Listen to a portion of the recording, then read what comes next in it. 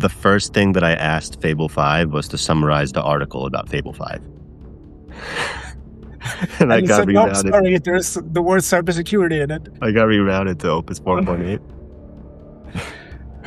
And then I asked it why it rerouted me, and it said it was one of those. So it also, in the article, it actually mentions that less than 5% of chats basically will be rerouted, even if you don't go into the flagged zones, because of the fact that they're more on the safe side with this.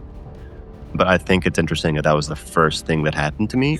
And then also it came to my head where I'm like, okay, I'm going to keep trying to use it. I didn't get rerouted again after that, even though I tried to purposefully get myself rerouted.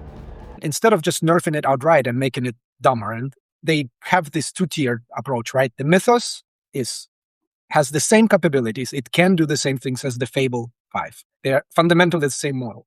The nerfing comes at the query level. So if you are asking for something that's cybersecurity related or biology or something that can be perceived as potentially dangerous, maybe you're finding vulnerabilities, you'll be automatically, if you're on Fable, you'll be automatically redirected to the next tier model, which is Opus 4.8. And it will be transparent. It'll be like, hey, you just asked about this. I'm not going to answer it using Fable. I'm going to answer it using Opus 4.8. While the people in cybersecurity labs and enterprise, all those vetted people, they will have access to Mythos 5 that doesn't have these guardrails, that won't be redirected and will. But I think for the majority of use cases, it's a good thing because you are getting the same smart model. And if you want to use it for regular white collar work, it will be just as good as the Mythos model would be for it. And you will just be prevented from maybe going down the rabbit hole of cybersecurity and whatever potentially dangerous use cases. And those flag zones are cybersecurity, biology, chemistry, and model copying.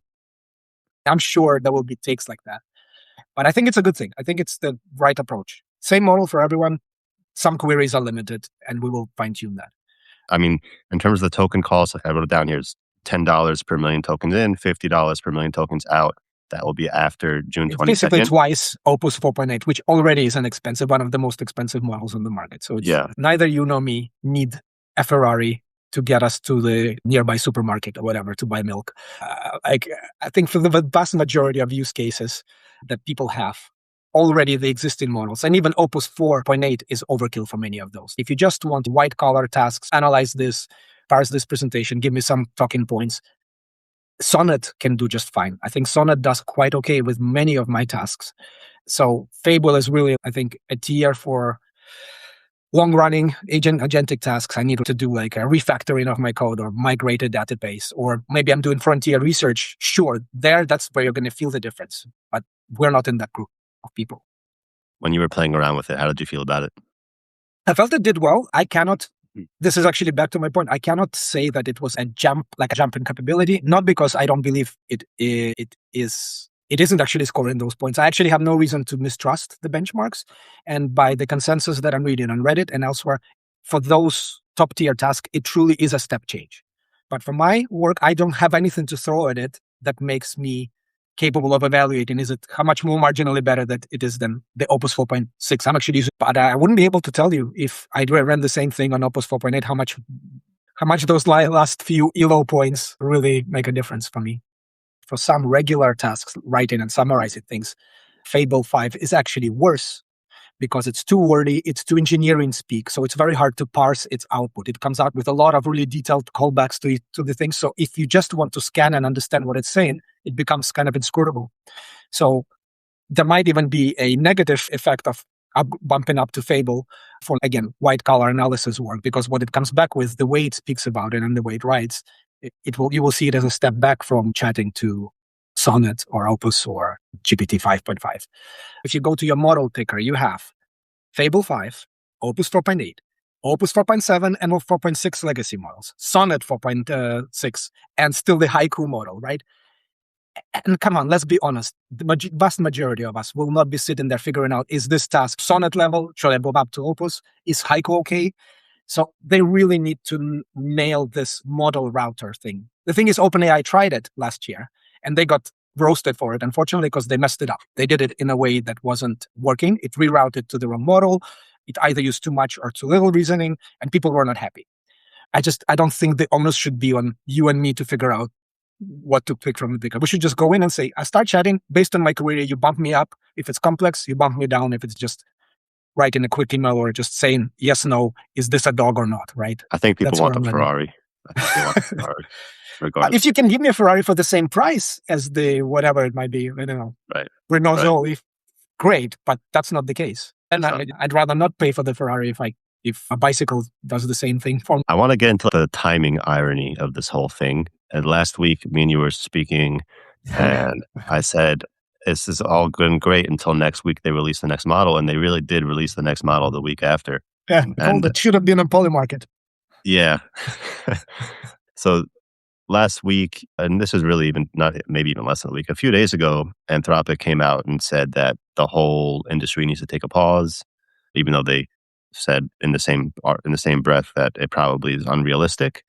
And it's just the irony of it is they release Fable 5 days after saying we're close to RSI, recursive self-improvement, and we think the whole industry should get together and pause, and then they hit the gas. Yeah. So it's nobody wants to go first in terms of pausing, and that's the reality that we're living in right now. So what do you think about that, Daniel? No, yeah, you and I had the same pre-chat in the preview room, and yeah, I agree. I think both of those things can be consistent and true at the same time. I do believe that they would be happy to pause as well, but they also realize, and they're pretty upfront about it, that if nobody else pauses, then they have to keep going. And it's, as I mentioned, it's the prisoner's dilemma, right? If everybody cooperates, we all win. But if everybody cooperates and this one guy competes, he gets the full pie, and nobody wants to allow that to happen. So I think there is some genuine truth to people saying, yes, we do want to break, but I don't want to be the only one person on the break while everybody around me is speeding up. So yeah, that creates that inconsistency. I think both things can be true. GPT 5.6 is on the way. The race is just unbelievable. Last week I was joking about it. Yeah, next week the new, and it's actually, this is what's happening, and it's getting faster and faster. It used to be every few months, then it was every month, and now it's every week, and then eventually it'd be every day. Within that article of the release, one of the really cool things that I saw was that I was able to get through, I believe it was Pokemon Fire Red. Yeah, Pokemon. Just like through vision, which I think was incredible. What do you think about that, Daniel? Yeah, I think actually that's one thing that's one specific area where a capability seems broadly relevant. It seems like it is genuinely a step up in vision parsing. So if you give it something with a lot of detail, it can actually see it better than many other models now. This example is like without the harness that was given to other models, to like a tool harness and to navigate the game world, was able to complete Pokemon Run in some crazy fast amount of time without any support, just using its own vision capabilities by navigating the world, which of course is impressive. It's yet another benchmark, but it's probably just as impressive as a jump of like 20 percentage point on some hard software engineering problem benchmark. And it supports the same thing. Yes, it can do bigger things better. I think on that note, it might actually inspire a lot more people to do more, to actually try and do more complex things.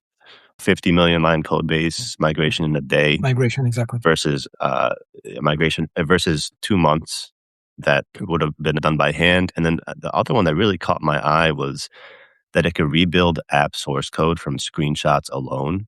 Yeah. Which is just incredible. Which I think that's why yes, we don't need the Ferrari, right? I think that rebuilding app source code from screenshots is nutty. Pretty insane. How many times do regular people like us sit down and say, I'm going to build something I'm just going to send it off and it's going to come back 10 hours. I think you used the word patron. And now I'm no longer even a curator of stuff. I go to a wizard, I tell him what I want, and I go away, and the wizard just cooks something up in his little house, in his black box. I have no idea how he does it. He comes out and gives me my magic, like a genie, right? That's basically where we're at. You don't even have the chance to see what the wizard is doing and to break apart his process because it's such a black box.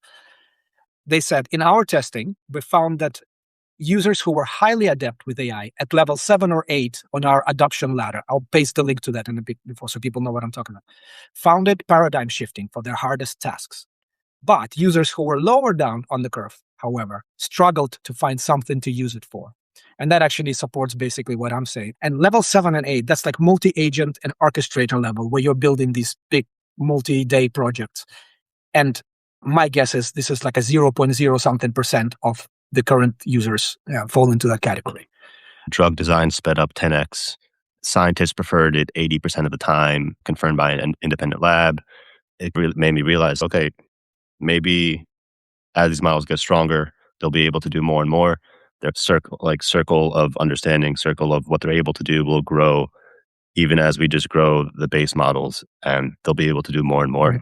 Right. And I think that's probably one of the biggest benefits to humanity. This utopian version has been used so much in the hype by the model labs, like the AI labs themselves, that I think a lot of people are starting to view it increasingly more skeptically. It's not hard to stumble into many takes where people say, how many diseases has OpenAI actually cured? 0, and these kind of things. So I think the problem is that when the models do get truly, and I think there are already many models that probably behind the scenes are doing real work and really advanced in science, they have a bit of a reputational issue now, because every time you bring it up, you're like, yeah, stop feeding us about curing cancer and solving world climate while you are building data centers that consume electricity and all of that. So I think there is going to be a disconnect between what the models can genuinely get to and be able to do versus the public opinion of it. So I think there is a PR thing that AI labs will need to address sooner than later as well. When these new models get released, this might be the best time to try and jailbreak them. And so probably a bunch of people are trying this now and from every different angle. It's probably very hard to do. But so funny enough, so I had both ChatGPT and Fable 5 opened together, and I was trying to use ChatGPT to give me certain prompts to jailbreak Fable 5. Obviously, I was unsuccessful. What about the other way around? That's what I would expect to happen. I didn't even try it. I can't. The wizard should be able to help you. My precious OpenAI tools. The only true thing either one of us can say is that everybody should just test it for themselves. I think if you are paying for Claude, there is absolutely no reason not to test it. Now is the time, because as you mentioned, it's like 22nd of June. That's the last date to test it, because at that point it goes into pay-per-use, and then it might come back for subscription, it might not. But now's the time. Use it for your own use case, and you won't know if it actually makes a meaningful difference until you've tested it. So I would just encourage people who already pay for Claude to just go and test it on their own use cases. I heard Anthropic being compared to drug dealers, like giving everybody the first hit for free, and then saying, okay, now it's pay-per-use. So I was like, there is something there as well. But also, to be fair, I'm pretty sure that they are paying way more for this, for every use that we have, than we are paying them. So they are absolutely losing money on especially Fable now. Yes, it's double the cost of Opus, but I think the true cost is probably even higher. So they are floating it as a subsidized play to get the traction. It even got me to renew my subscription. I'm like, now's my chance to try it.